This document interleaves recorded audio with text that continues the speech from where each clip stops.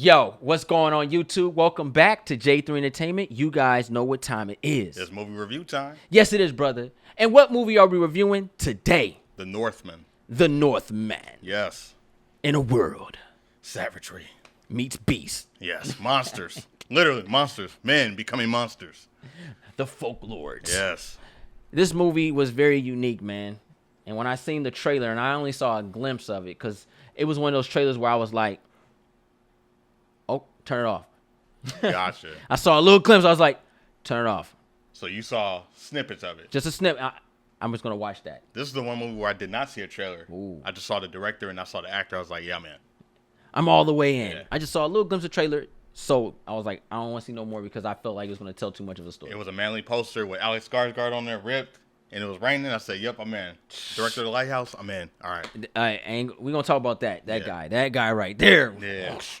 But let's go in and get into this review. If you're new to the channel, let me explain how we like to review film and television shows. Okay, yeah. Now, this is a spoiler review. So we're going all the way in with this movie. That's what I'm talking about. We ain't holding back. We're going to talk about this film. So if you don't want to be spoiled, push that subscribe button. Thumbs up this video. Push watch later. Put in the comments down below. Say, I'll be back. There you go. All right, that's cool, Yeah, right? That works. That works. Now that we already covered that, let me explain how we like to review film. We like to talk about our experience, how the movie made us feel watching it. Then we talk about the good and the bad. We break down the film as a whole. We talk about the directing, the acting, the music, the cinematography. Then we talk about our favorite scenes or the scenes we didn't like. Then we go ahead and give you guys that grade. There we go. So, brother, you ready? I'm ready. Let's get it. Let's talk about the experience. I want to go first on this. All right. My experience was very unique watching this film because after seeing that little snippet of the trailer, I had high expectations for this movie. I'm sitting down. The audience is not crowded, but just enough people. Vibe is right.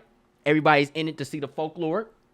You know what I mean? Yeah. It was a very genuine audience. However, there's parts about this movie that I saw. This is not an energy-bringing film. Okay. This is a soul sucker. Sum that all up, my experience was very dry. Okay. Had a dry experience. All right. Sounds Needed fair. water. No pun intended. Jeez. I'm gonna say the movie was fun to a degree. You know, I did watch it kind of late, but yeah, it was good just seeing a simple action film. It was fun. It was violent and vicious. I got the things that I wanted, and I think the experience was a little bit more enhanced because I didn't know much going into this. I just saw a poster and I saw things that I liked. I was like, I recognize this actor. I like this director. Okay. So I went in on the aspect of the action adventure folklore aspect, and it was fun. It was fun. All right. Yeah. You hear it here first, guys. Dry and fun. Yeah. There you go. Needs lotion. Yes. There it is. That's if they catch that one. All right, let's talk about the good and the bad. So let's get into the good. Bro, go ahead. All right, so the good for me, I will say this cast is on 100. Like, they really do some stuff where it's like, okay, are they method acting right now or is this really a thing? Because I don't know how you can go back to, like, being normal when being a monstrous Viking. Like, it was kind of scary at times. Yeah. Like, you forget, like, it's an action-adventure movie. It goes, like, borderline horror in some scenes. And I thought the actors were so good that they were able to bring that. Because we did see man and transformation and then beast. We literally saw it. Yeah. I was like, yo, this is unique. And I laughed. Yeah. I was like, what are they doing? Just the essence of like supernatural, like it starts out grounded and you get somewhat of fantasy and mythicism, like they tease it, but the actors are so good at the transformation. You start to buy into it and believe, all right, yeah, they're transforming. Yeah. We're in fantasy mode now. Yeah, no lie. So I like the acting and the transformations of the performances, and I like the evolution of the characters in that sense. I like where you're going with this. For me, that's I like that. Good for me is basically the world they built. It felt old on a new screen. It had the folklore. It had the mythology in it. It brought all that to the screen without giving you all that. Right. And the world and the cinematography really just worked. You felt in a savage land. Right. You felt for the people. You felt for what you saw. I'm glad they gave you that. Very minimum, but it's what really made the movie go. And I like that. That's one of my goods. Okay. I'll say the savagery of the action sequences. I like the directing, the very close up and personal, just showing the savagery of man and man being the most like dangerous killer, and then like nature and beasts, and you got all those elements, and it was cool to see them not hold back when it came to the combat. Okay. It was like really in your face, like gruesome to the point, almost like documentary feel. Yeah. Like it was crazy, like hands on. So, and I like the choreography of the Viking combat. It was very unique and stuff. It wasn't like street. Like you saw like the beginning of like combat. Like it was crazy. No, you ain't lying about that. Yeah. They were very savage. No lie. For me, another like was more on how the movie moved itself as far as with the folklore. It goes into the drive of the mythology, the fantasy of it. Okay. I like when they start talking about the Odin and the Valkyries and stuff like that. I really like that kind of stuff because they did give you a little bit of detail on it. But I like to kind of learn something when you watch a movie, even if the information is not factual. I did feel like I got something coming out of this movie. Okay. And that's always a satisfying moment for me. There you go. Yeah. Let's get into the bad. So I will say, the movie, I do feel the runtime. I felt it personally when I watched it. And, I'm all for long movies, but I did feel like that there were points where it could have been trimmed, or there were certain moments where scenes weren't really needed because it kind of just felt like filler to an extent. Because you kind of know where the movie's going to go because it's a simple revenge story. Yeah. All those traditional themes are there, brotherhood, betrayal, love, and revenge. Yeah.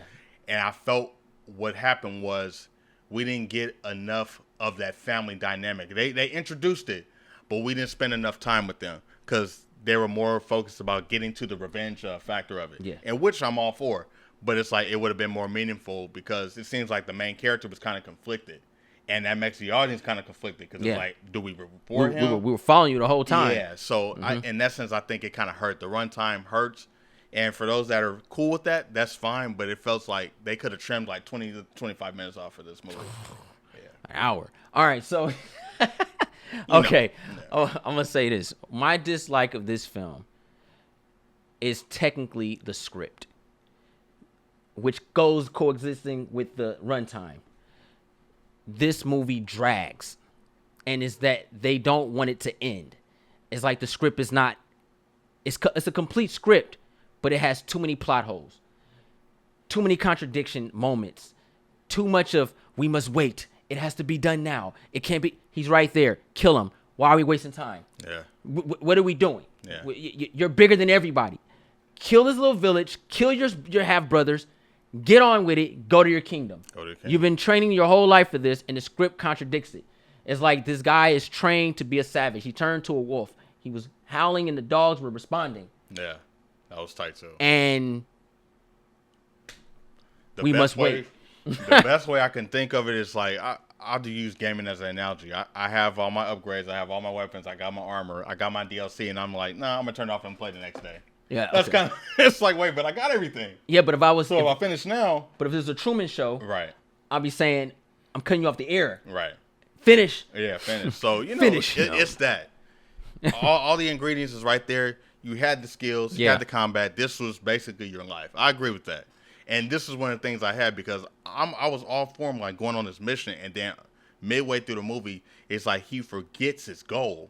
Yeah. And he forgets his ultimatum. It's like, all right, the answers have been given to you, so you clearly know who's an ally and who's a friend and who's a family. Like, you understand this. I mean, Odin gave you his blessings. Yeah. Finish him. Take him out. So it's just like it becomes a different movie. It becomes more of a drama, and then it becomes more of him trying to earn his way again and understand, whether his allegiance is to this cult or to these Vikings over here, or like being a warrior or learning again. So like he becomes conflicted himself and he forgets his agenda. Yeah. So it hurts. It's like, dang, man, well, all you got to do is take the people out that killed your family. Yeah. Your father was right there. You saw it as a kid. Your mission, payback. Bruh. That's kind of it. Look, another part of this movie that I didn't like was the fact that the way they handled the story and the script, it just doesn't work with what we're seeing on screen. It doesn't mix well. It looks beautiful, but it doesn't mix well because you fall out apart with it. Yeah. You're like, this doesn't make any sense. Why are you doing this? I already said I didn't like the script, But then now the acting portion of it is there, but it doesn't work. It's not believable, and it's very predictable. A very predictable film. You're like, waiting for that next scene. When they killed his brother or his dad, I knew immediately. I was like, Mama's behind it. I'm not buying it one bit. Nope. And I was like, they finna kill that boy, and he kill him. It was like Lion King all over again. Like I ironically, Scar had black hair, and so did his uncle. Yeah. This is a Pride Rock origin. They both were blonde, right? It's crazy. Freaking Lion King. Now that makes it more interesting. Like, it's tied to Pride Rock? Okay. Man. Reincarnated. Right. Kill him. Hey, that'd be dope. But, it was very predictable. It didn't mix in well with what we were seeing. The cinematography was really good, but then it just took you back because they didn't know how to explain folklore and mythology with the human lifestyle of these Vikings. Oh, that's interesting. Yeah, I get that. It didn't mix, and it was very predictable, and it was like, okay, I figured that out. You learn something on a mythology level of it, folklore. You learn names and how they worship and all that stuff like that. But then at the end of that, you're kind of stuck. You got more traditions and more factual things, and then it was separate from all the stuff we did enjoy, like the action and the adventure and stuff. So it's like they didn't know how to merge the two. Yeah, they didn't merge well. I completely agree with that, and it's conflicting for me as a viewer because I like both of those angles. It was like, but it was time to just combine that peanut butter and jelly sandwich. Yeah, and that jelly ran right off that bread. It was there. You know what I mean? So blood, and I think that also could be due to running time. Yeah, they had to find ways to keep it going. So certain scenes, which were good scenes, felt like filler instead of focusing on stuff that matters. And I think had we got a little more extensive time on that family dynamic, this stuff wouldn't have been a problem because I agree with what Sable says about a lot of movies. Sometimes it takes one or two sentences to fix things. Yeah. That one thing of explanation to be like, okay, I understand. I get it. Yeah. I didn't we didn't get that though. So it was more of this movie banks on its action and its adventure, and then the elements of the Viking teachings and the ways they struggle to survive and how they hunt. So we got more of those things. Yeah. The hands-on when it came to action. Yeah. But when it came to the dynamics, that was lacking. Yeah. Yeah. Now, let's go ahead and get into the movie as an overall. Let's talk about the directing real quick. Just a little snippet on there. I'll start with this one, man. I thought the directing was really cool. This Robert Eggers. Yeah. He has a very unique way of directing. I like the style of action he portrayed. I also like the style of love he portrayed, and worry. He did a really good job. I felt that a little bit. Was like, okay, I see where you're going with that. I like that portion about his directing skill. I'm gonna say that this is the first movie from Eggers where it's like an action adventure driven story, and I think it's cool because he brings that art house experience to this kind of genre, which is unheard of. Because normally it's like when you think of these kind of movies, you think like blockbuster, Hollywood mainstream. It's still independent and grounded, and it still has that feel to it, which is pretty dope. You know what I'm saying? And then he kind of gives you that documentary, National Geographic experience, the landscapes. I'm a big fan of like long take shots. Yeah. And you just get to take in the scenery and stuff like that. I thought that was cool. And there were moments where you just are looking at the atmosphere and the environment and you get to hear the Viking music. Yeah. Like, so you're feeling the experience of everything, the sound, the way people interact, the music. So you got that cultural foundation, and he was able to bring all of that. And I like how in certain moments there wasn't English per se, so it was like Viking dialogue where they had to subtitle it. Yeah. I thought that was a very unique way that they did the subtitles in the movies too when they spoke in certain languages. Yeah. That was like profound. Yeah. I thought that was really unique. That's the educational part. Yeah. You're learning something. So I had never seen that before. So I was like, okay, this is interesting. Let's talk about the acting real quick. I like to say Alexander Skarsgård did a phenomenal job. Oh yeah. From his physique and his impact was really dope. Yeah. Very unrealistic, but it was realistic. It's like, yo, this dude's really big. Yeah. And Willem Dafoe, he is very, very little in this movie, right. And I'm bamboozled by that because I thought he was gonna be in here. Okay. But he's very little in this movie, and he had a big impact. His performance was very genuine, very Willem Dafoe. I love Nicole Kidman, but I didn't like her performance in this movie. Okay. It felt too much of previous Lucille Ball to me. Gotcha. I heard that accent come out. Ah. And you know me, when I hear if an accent, if you're playing a role, and this is that Jax Teller off of what's his name from Sons of Anarchy. Charlie Hunnam. Charlie Hunnam. Charlie Hunnam. When that accent come out and throws me out of it, and I heard it. I didn't even catch that. I heard her. I heard her. I was like, damn, man, that's that Lucille Ball accent she did, man. Wow. And I love Nicole Kidman, and she didn't do a bad job. I just didn't really like her in this one. Okay. Like, I'm gonna say the highlights for me, because you spoke on most of the actors. I'm gonna say the highlights for me is Alexander Skarsgård and Ethan Hawke. Ethan Hawke in this movie, like, is crazy because, like, he does, like, the best Christopher Lambert impersonation I've ever seen. He spoke, and I kept thinking Highlander McLeod. I was like, yo, is this intentional? Really cool stuff, though. But, like, Highlander was a visage savagery warrior. Yeah. So it was cool to see that character portrayed in this Viking time. Like, it was really cool. Like, and then him in costume and suit, you completely forget that it's him, like, because he really transformed. He's been doing a lot of more, like, genre character roles lately, and I really like it. Like, I didn't know Ethan Hawke could be so menacing, but he showed it numerous times. Yeah, he sure did. Like, dude, like, this is a good role for me, and I felt like we were robbed of him too. We needed more of him. I wanted to know why they didn't like him, and why she hated. Well, she said it because he had took her. She was a slave. Yeah, and gave her a baby she didn't want. Things like that. I understand all that. And I like that because, man, I just wish we had got some flashbacks. Maybe because I understand that he died. But I would have loved to have gotten flashbacks of him. Like, how close was him and his brother? You know what I mean? Like, because it was really great stuff though, and he was really the glue of the movie. Yeah, he really was. And he was the setup, and he was the foundation of everything. Everything revolved around what happened to him. Yep. Yeah. Let's talk about the cinematography and the music together. For me, it worked. Cinematography really captured this universe, this world, the fantasy portion of it, especially when the Valkyrie was running up to what is it called? Where Odin from? I can't even think of it right now. I got it. It's Asgard. I don't know why I forgot, but I forgot. Anyway, so when the Valkyrie was riding up to the I guess the stairway to Asgard, I really thought that was very beautiful and very unique, and I kind of really wanted to get a taste of Asgard. Yeah. The music worked, and even though we saw like Odin a little bit in there. I think he was because he was the crows and stuff like that. The essence, you saw those elements, the energy. But I really wanted to kind of see it. I'm really with that big impact, like I have the power. Like I really want to see things like that. But the music and the cinematography really worked for me. I'm gonna say the music was very cultural and epic and bombastic. It was big, like it was loud, and it was like it puts you in that warrior mentality, like watching. And I like that they give you a sense of what the music represents, and the music represents survival and family and all those epic things that you get in these kind of movies. The music really brought that out, and I appreciated the cinematography and the music in this because you never really realize how important those factors play as characters in the movies as well, because you get so much scenery and so much imagery in this movie, and it just takes its time and it lets you take it in, and like you're just gravitating towards the visuals and stuff. I appreciate it, man, and you get a lot of like long take landscape visuals in this movie that are just dope, but it tells a story at the end of the day, you know. Yeah, it does. It's great. Most definitely does.